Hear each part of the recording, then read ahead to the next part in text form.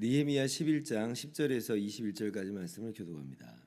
제사장 중에는 요아립의 아들 여야야와 야긴이며 또 하나님의 전을 맡은 자 세라야이니 그는 힐기야의 아들이요 무술람의 손자요 사독의 증손이요 무라요의 현손이요 아이룹의 오대손이며 또 전에서 일하는 그들의 형제니 모두 822명이요 또 아다야이니 그는 여로함의 아들이요 블라야의 손자요 암시의 증손이요 스가랴의 현손이요 바스울의 오대손이요 말기야의 육대손이며 또 그 형제의 족장된 자인이 모두 242명이요 또 아마세이니 그는 아사렐의 아들이요 아으세이의 손자요 무실레못의 증손이요 임멜의 현손이며 또 그들의 형제의 큰 용사들이니 모두 128명이라 하그돌림의 아들 삽디엘이 그들의 감독이 되었느니라.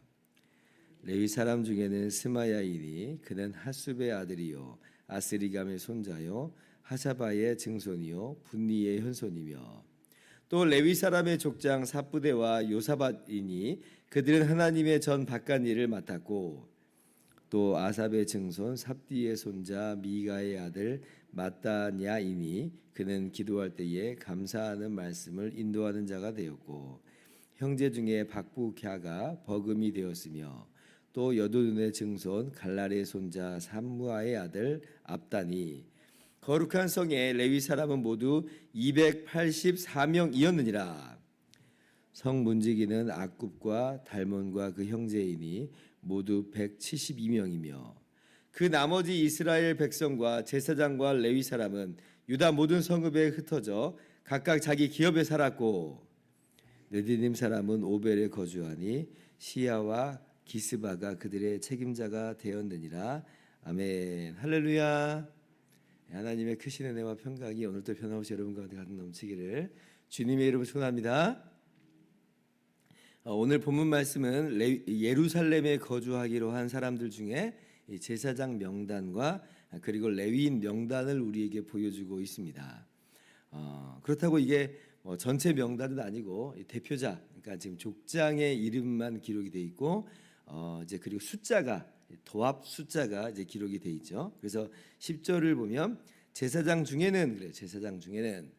제사장이 예루살렘에 머물렀다는 건데 모든 제사장이 다 예루살렘에 머물렀다는 건 아니고 일부만 머물렀다라고 하는 것이고 나머지 제사장은 또 아마 다른 지역에 흩어져서 하나님 말씀을 가르치는 그런 역할을 감당을 하고 있었을 겁니다. 그 규모를 보니까 12절에 모두 822명이요. 822명이다 이제 그러죠. 그리고 14절에 보니까 모두 128명이다 그래요. 자, 그럼 합치면 어느 정도의 규모가 돼요? 822 더하기 128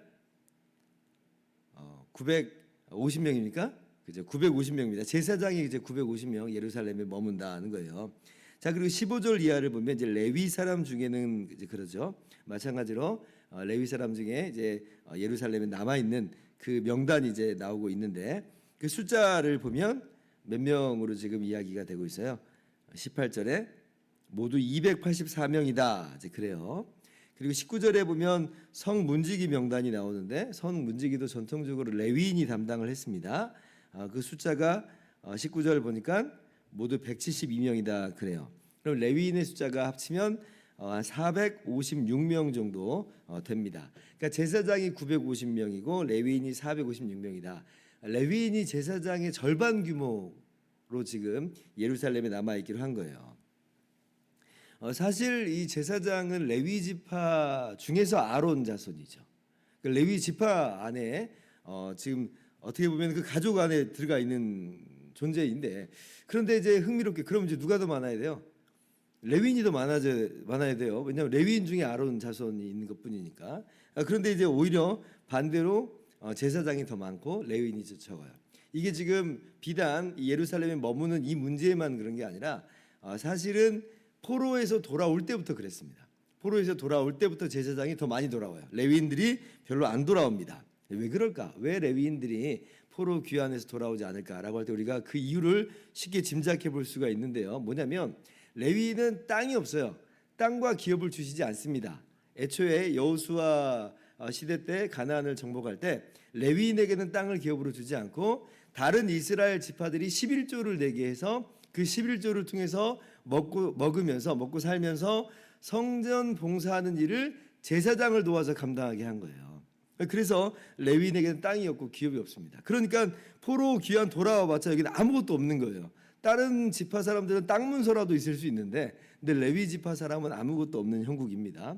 그렇다고 제사장은 또 아니에요. 제사장은 그래도 제사장이라고 하는 어떤 고유한 사람들이 인정해 주는 그런 위치인데 근데 레위인은 그 제사장을 돕는 성전 봉사자일 뿐이니까 뭐 우리가 이런 표현을 좀 쓰면 좀 그렇습니다만 뭐 시다바리 같은 느낌이 좀 들잖아요. 그러니까 뭔가 좀 이렇게 두드러지는 역할이 아닌 거예요. 그러니까 이제 귀환할 때부터 레위인의 숫자가 훨씬 적어요. 그러니까 이제 적은 숫자가 귀환을 했으니까 당연히 예루살렘 성에도 지금 머무는 사람은 적을 수밖에 없다는 걸 우리가 생각을 해볼 수가 있는 거죠. 자, 아무튼 그래서 이제 제사장과 레위인이 예루살렘에 머물기로 했는데 그 숫자를 보니까 도합 한 1,410명 정도 됩니다. 1,406명이니까 이제 그 1,400명이라 이렇게 볼 수가 있어요. 숫자가 결코 적진 않아요. 굉장히 많은 숫자예요. 어떻게 보면. 자, 그런데 이렇게 제사장 이런 규모의 1,400명, 뭐 식솔들까지 다 딸리면 그보다 훨씬 더 많은 숫자의 사람들이 예루살렘에 머물기로 한 것 정말 너무나 아름다운 이 제사장과 레위인의 헌신입니다. 그런데 여기에는 사실 누구의 헌신이 전제가 되어 있냐면 이스라엘 전체의 이스라엘 전 백성의 헌신이 여기에 다 들어가 있는 거예요, 사실은. 왜 그래요?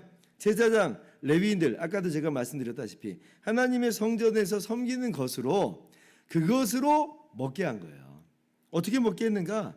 대표적으로 아까 말씀드렸듯이 11조를 내게 해서 레위인을 먹게 하고 그리고 레위인에 드리는 11조는 또 제사장이 또 그것을 사용할 수 있도록 했어요. 그렇게 해서 돌아가게 한 거거든요. 그러니 지금 이들의 헌신은 사실은 누구의 헌신이 이 안에 함께 담겨 있는 거냐면 이스라엘 모든 백성들의 헌신이 함께 담겨 있다. 그래서 그 느헤미야 10장을 보면 느헤미야가 이제 언약을 갱신하는 내용이 나오잖아요. 우리가 그래서 앞으로 이렇게 하자 하는 내용이 나오는데 그 중에 태반의 내용이 뭐냐면 예루살렘 성전을 우리가 잘 유지해야 된다. 그러면 어떻게 해야 되느냐? 성전세 내라. 그러면 어떻게 해야 되느냐? 만물을 드려라. 그러면 어떻게 해야 되느냐? 11조 내라. 이렇게 나와요. 그러니까 그런 내용이 언약갱신의 그 많은 내용을 차지하게 됩니다. 그러한 헌신이 있으니까 이 1,400명이나 되는 제사장과 레위인이 예루살렘에 머물 수가 있는 거예요. 그런데 만약에 그렇지 않고 그런 거 없다, 우리 뭐 그렇게 안 하겠다 하면 자, 제사장 레위인이 과연 예루살렘에 머물 수 있겠는가? 제사장은 그래도 예루살렘 성전이 있으니까 제사를 집례하는 사람이니까 혹시나 있을지 모르겠습니다만은 누구는 도망갈까요? 레위는 도망갑니다.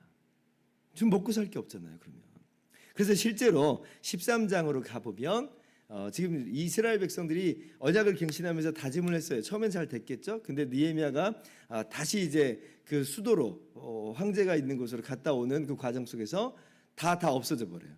다 이 언약 갱신을 망각하고 11조를 안 합니다. 그러니까 레위인들이 결국 다 도망가요. 왜냐하면 먹고 살 게 없으니까 자기 살 길 찾아서 원래 자기 밭으로 이제 막 다 가버리는 거죠.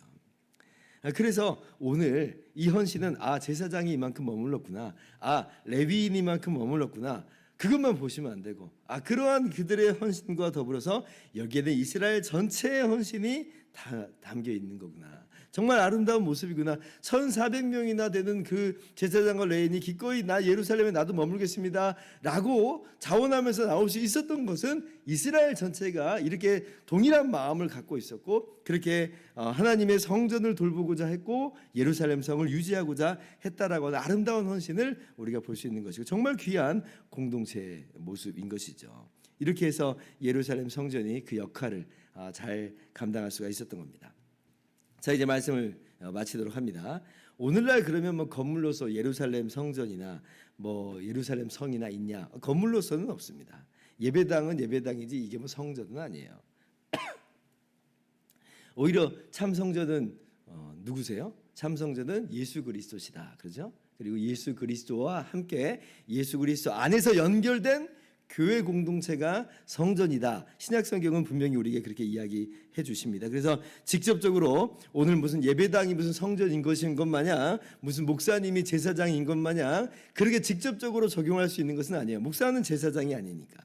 그러나 신약 성경을 보면 같은 원리가 이 신약 교회에도 적용되어 가는 것을 봐요. 이게 무슨 얘기냐면, 말씀 사역자들로 하여금 말씀 사역에 가급적 전무하게 하도록 교회가 배려를 합니다. 그건 교회의 유익을 위해서도. 왜냐하면 그들이 말씀 사역에 전무하는 것으로 말미암아 교회가 하나님 말씀을, 양질의 하나님의 말씀을 듣게 되는 형태가 되니까 교회의 유익을 위해서 그렇게 말씀 사역에 전무하게 하는 거예요.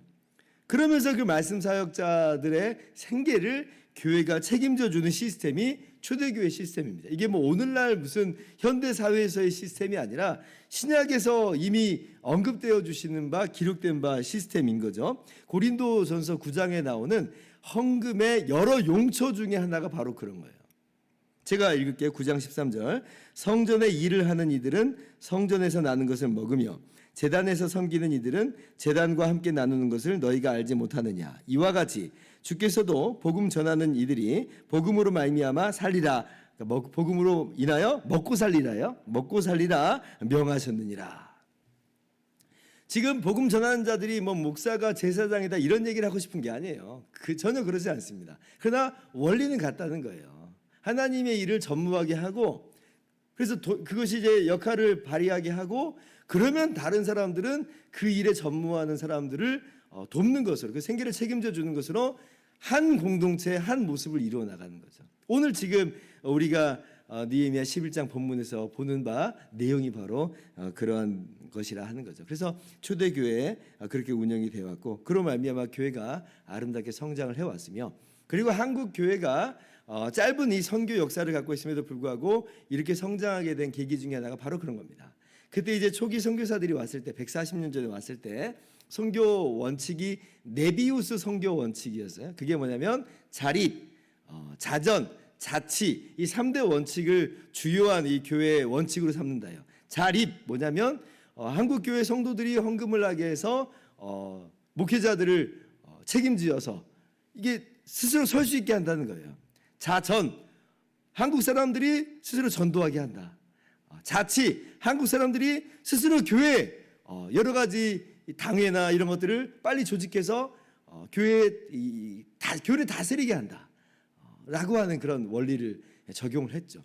그래서 한국 교회가 그 원리대로 잘 성장을 해왔어요. 오늘날도 그러한 한국 교회의 은혜가 주어지기를 바라고요.